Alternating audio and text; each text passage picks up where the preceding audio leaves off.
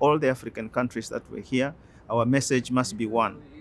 How do we reduce these figures, alarming figures that are at the level of what I have just mentioned?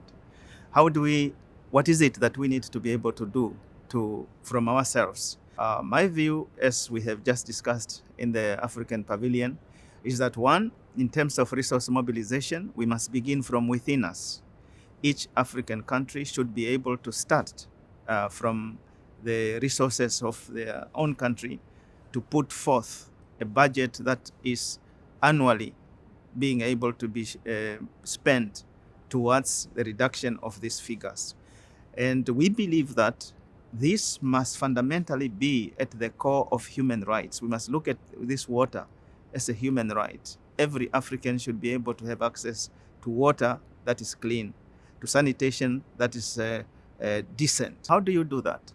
And I shared here, with respect of what we are doing in Namibia, that our government has been able to put money forth. And when we went to the Africa Development Bank, we are co-funding. We have a contribution, and Africa Development Bank has a contribution, and therefore it becomes a joint program. Because it's a joint program, we have a stake to ensure that we don't fail in terms of implementation. And we believe also that Africa is not poor.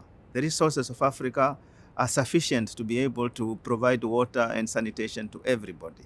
The capacity building, there are many young people in every African country that have been trained in various specializations.